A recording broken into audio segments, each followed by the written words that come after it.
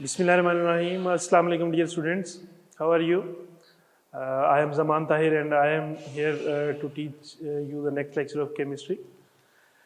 Last lecture में हमने देखा केमिकल इक्विलिब्रियम के बारे में. आज हम देखेंगे एक्टिव मैस और लॉ ऑफ मैस एक्शन के हवाले से. सबसे पहले देखते हैं एक्टिव मैस जो है वो क्या होते हैं. फॉर एग्जाम्पल एक्टिव मैसेज जो है वो क्या होते हैं. मेरे पास अगर ये एक स्टिक हो तो मैं क्या करूंगा, इसे अगर मैं बर्न करना शुरू करूं तो बर्न करूंगा तो जो हिस्सा आग के ऊपर होगा वही हिस्सा सिर्फ बर्न करना शुरू करेगा, उतना ही हिस्से में जो है वो रिएक्शंस टेक प्लेस हो रहे होंगे. तो ये जो रिएक्शन में जितनी मैसेज है वो हिस्सा ले रही हैं, बाकी सारे के सारे जो है वो स्टिक एज इट इज है, लेकिन इसकी जो टिप है जहां पे हम इसको बर्न कर रहे हैं सिर्फ वही हिस्सा रिएक्शन में टेक पार्ट कर रहा है. तो ये जो हिस्सा जो रिएक्शन में टेक पार्ट कर रहा है वो जो मैसेज होती हैं उन्हें कहते हैं एक्टिव मैसेज. फॉर एग्जाम्पल इसकी एक और हम मिसाल देख लेते हैं. जैसे कि कैंडल है,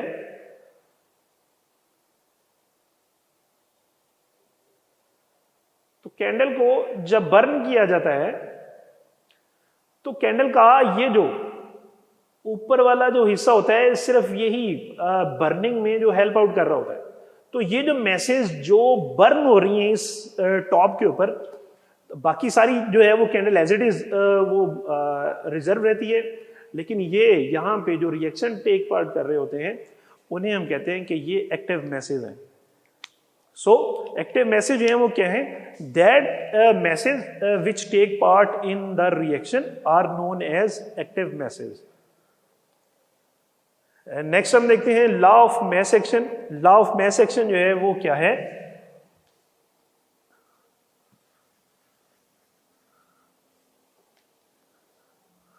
लॉ ऑफ मैस एक्शन जो है वो सबसे पहले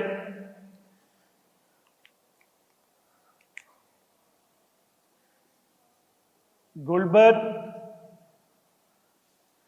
एंड वाग दो साइंटिस्ट थे. उन्होंने सबसे पहले जो है वो लॉ ऑफ मैस एक्शन के बारे में बताया और उन्होंने ये एक्सप्लेनेशन दी कि the rate at which substances react is directly proportional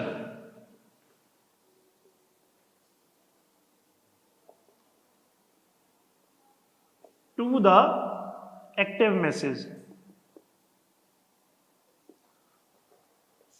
इन्होंने ये कहा कि जो रेट ऑफ सब्सटेंसेस है वो क्या है, जो टेक पार्ट कर रहे होते हैं रिएक्शन में वो डायरेक्टली प्रोपोर्शनल है किसके, एक्टिव मैसेज के. हमेशा याद रखें जब भी जहां भी रेट का वर्ड आ जाए इसका मतलब है कि टाइम के लिहाज से, with respect to time. The rate of change of velocity is known as acceleration. As you know that rate का वर्ड जहां पे भी आ जाए इसका मतलब है कि वक्त के लिहाज से उसमें कितनी तब्दीली आ रही है. सो इन साइंटिस्ट ने ये कहा the rate at which substances react is directly proportional to the active masses. Active masses से पहले हमने देखा कि वो मैसेज जो केमिकल रिएक्शन में टेक पार्ट कर रही होती हैं उन्हें हम एक्टिव मैसेज का नाम देते हैं. और इसके साथ साथ जो सेकंड पार्ट इसका वो क्या है, the rate of reaction is directly proportional to the product of active masses. कि वो जो एक्टिव मैसेज जो केमिकल रिएक्शन में टेक पार्ट कर रही हैं उनके प्रोडक्ट के डायरेक्टली प्रोपोर्शनल होता है रेट ऑफ रिएक्शन. तो फॉर एग्जांपल हम देखते हैं ये हमारे पास एक केमिकल रिएक्शन हम देखते हैं, हमारे पास दो रिएक्टेंट्स हैं.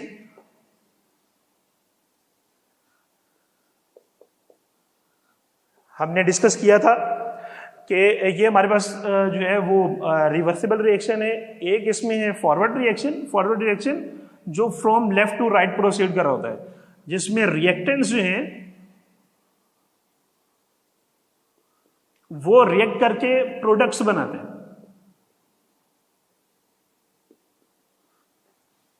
तो दिस इज फॉरवर्ड रिएक्शन, और जिसमें प्रोडक्ट्स जो हैं वो डीकंपोज होकर दोबारा रिएक्टेंट्स बनाती हैं, उन्हें हम कहते हैं कि वो रिवर्स रिएक्शन है। तो ये हमारे पास एक रिवर्सिबल रिएक्शन है जिसमें ए और बी दो रिएक्टेंट्स हैं और वो प्रोडक्ट्स बना रहे हैं सी और डी।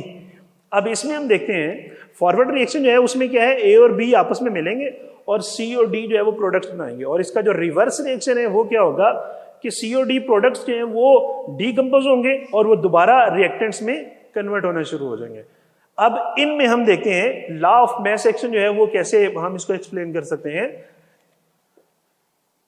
तो सबसे पहले हम देखते हैं रेट ऑफ फॉरवर्ड रिएक्शन की अगर हम बात करते हैं तो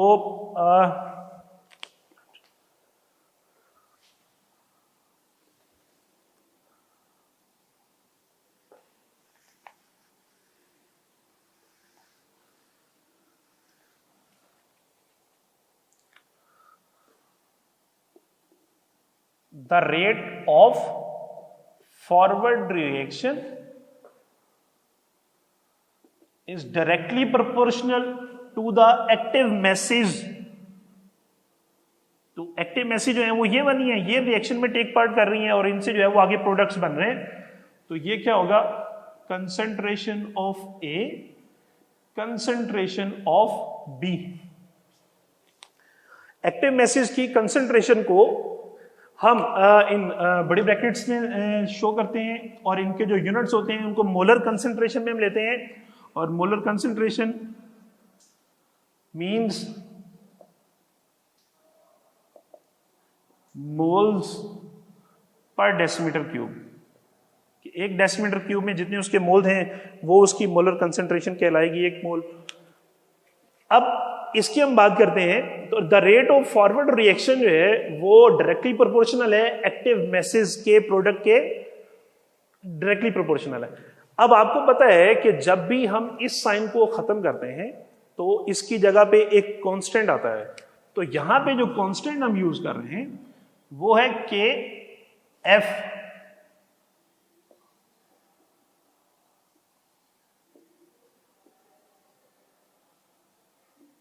और ये जो के एफ है इसको हम कहते हैं specific rate constant for forward reaction.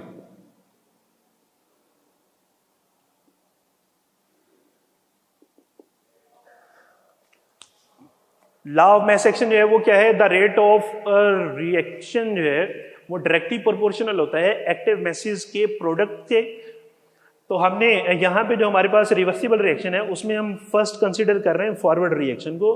तो इसमें the rate of forward reaction जो है वो क्या है, डायरेक्टली प्रोपोर्शनल है उनके एक्टिव मैसेज के। तो फॉरवर्ड रिएक्शन में आपको पता है रिएक्टेंट्स आपस में मिलते हैं और प्रोडक्ट्स में कन्वर्ट होते हैं। तो जब भी इस साइन को खत्म करते हैं कोई ना कोई कांस्टेंट आता है और साइन ऑफ इक्वालिटी आता है। यहां पे जो कांस्टेंट हम यूज कर रहे हैं वो है स्मॉल के और एफ। इस कांस्टेंट को हम कहते हैं specific rate constant for forward reaction. So now we will consider the rate of backward reaction और reverse reaction। तो रिवर्स रिएक्शन में जो है वो क्या होगा, आप देखेंगे कि उसमें सी और डी जो प्रोडक्ट्स हैं वो आपस में मिलेंगी, डीकंपोज होंगी और दोबारा फिर वो किसमें कन्वर्ट हो जाएंगी, रिएक्टेंट्स में कन्वर्ट हो जाएंगी। तो ये एक रिवर्स रिएक्शन है। तो अब हम बात करते हैं इसी रिवर्स रिएक्शन की। तो इसमें जो है इसके लिहाज से जो एक्टिव मैसेज होंगी वो होंगी C and D.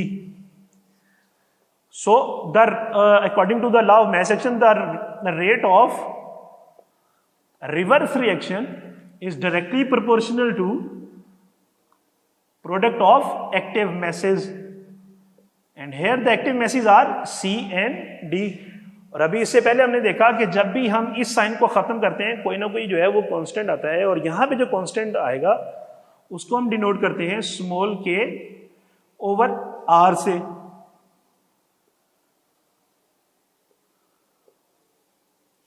Where as जो के आर है वो specific rate constant for reverse reaction.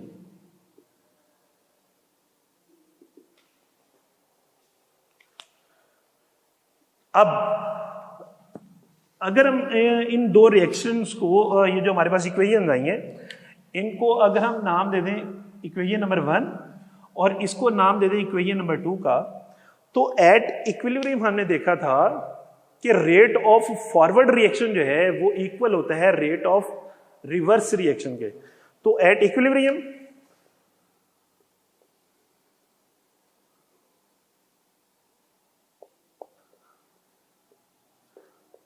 the rate of forward reaction would be equal to the rate of reverse reaction.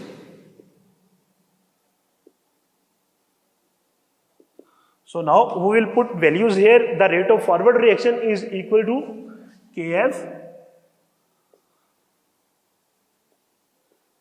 A concentration of P will be equal to Kr and concentration of C and concentration of D. From here we will rearrange the equation. Then हम देखेंगे कि Kf ये इधर multiply हो रहा है rate specific rate constant for reverse reaction, इधर आके ये डिवाइड हो जाएगा, और ये कंसंट्रेशन जो है इधर मल्टीप्लाई हो रही है, इधर आके क्या हो जाएंगे, डिवाइड हो जाएंगे।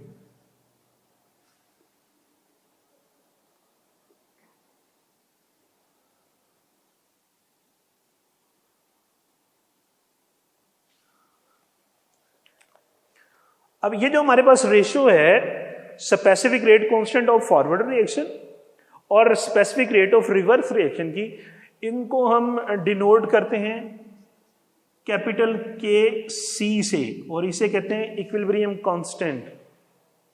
फिर देखते हैं कि ये जो रेशियो हमारे पास है specific rate constant of forward reaction और specific rate constant for the reverse reaction, ये हमारे पास इक्वल होती है एक एन अदर कांस्टेंट के, जिसको कैपिटल सी से डिनोट करते हैं, और इसको हम कहते हैं equilibrium constant.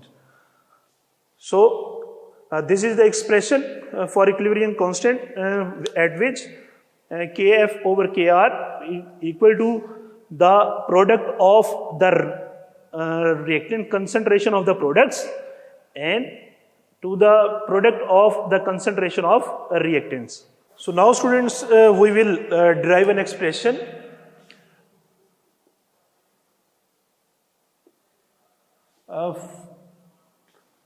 for equilibrium constant of a general reaction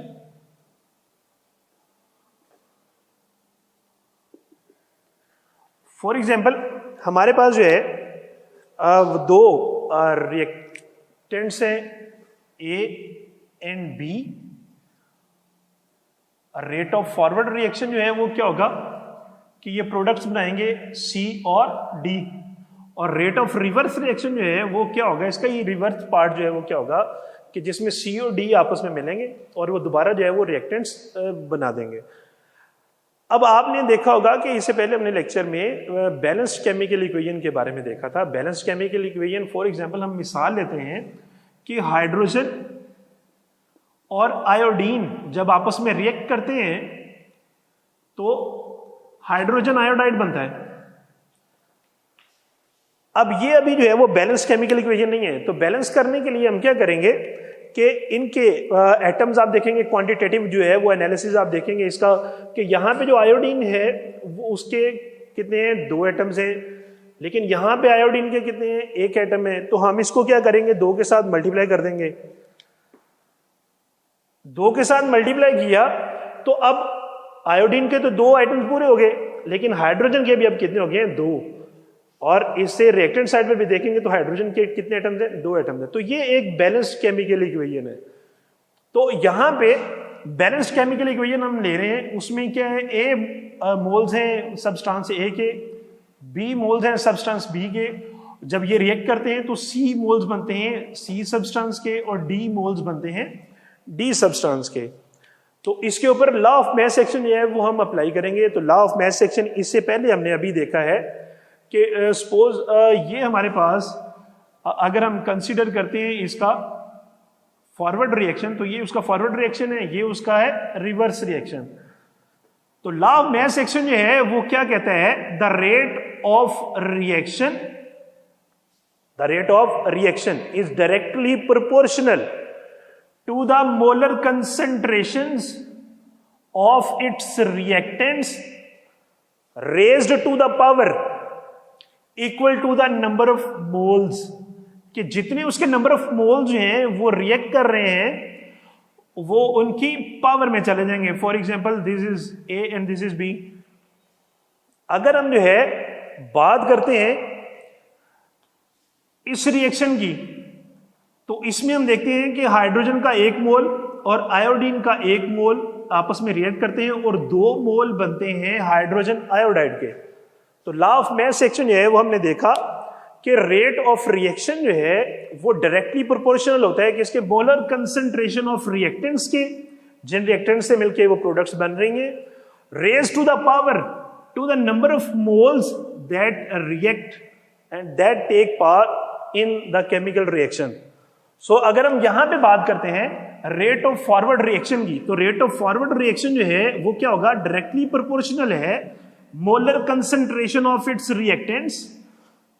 molar concentration of its reactants जो है वो यहां पे कौन कौन से हैं? A and B raise to the power to the number of moles. इसके जो नंबर ऑफ मोल्स हैं ए हैं वो पावर में चलेंगे, बी के जो मोल्स हैं वो बी हैं, यहां पे हमने उनको पावर में लिख दिया। तो ये हमारे पास जो है वो रेट ऑफ फॉरवर्ड रिएक्शन है। तो हमने इससे पहले अभी थोड़ी देर पहले देखा था कि जब भी हम इस साइन को खत्म करते हैं हमारे पास कोई ना कोई जो है वो कांस्टेंट आता है। तो rate of forward reaction equals to, यहां पे जो कांस्टेंट है वो स्मॉल के एफ है,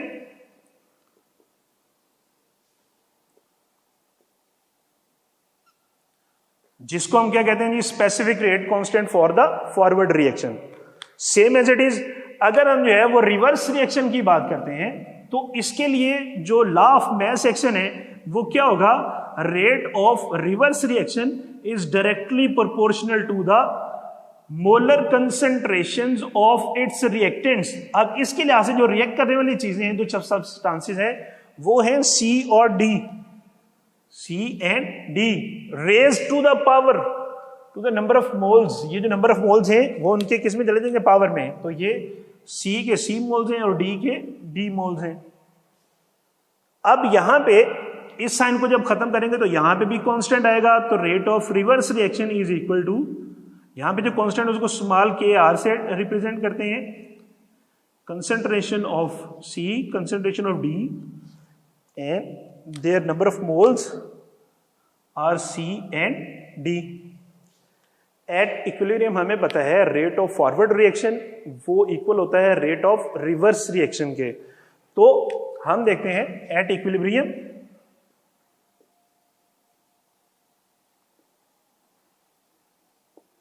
इक्विलिब्रियम के ऊपर रेट ऑफ फॉरवर्ड रिएक्शन वो इक्वल होता है रेट ऑफ रिवर्स रिएक्शन के। तो रेट ऑफ फॉरवर्ड रिएक्शन की जो एक्सप्रेशन है वो हमारे पास ये वाली है, के F into concentration of A, concentration of B raised to the power of their moles equals to rate of reverse reaction जो है उसकी एक्सप्रेशन हमारे पास ये वाली है, के आर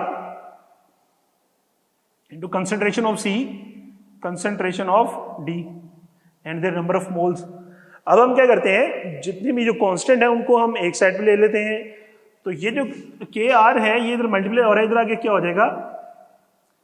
डिवाइड हो जाएगा। और ये जो कंसंट्रेशन है रिएक्टेंट्स की इधर मल्टीप्लाई हो रही है, इधर आके क्या हो जाएंगी? डिवाइड हो जाएंगी।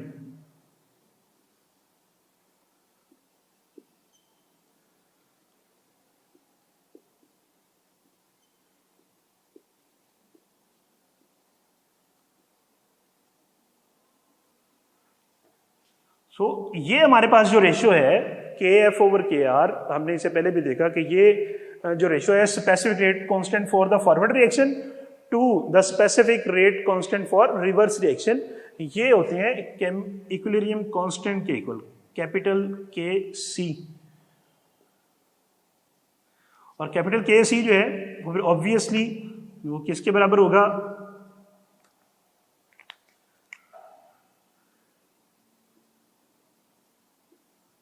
कंसंट्रेशन ऑफ प्रोडक्ट्स और कंसंट्रेशन ऑफ रिएक्टेंट्स।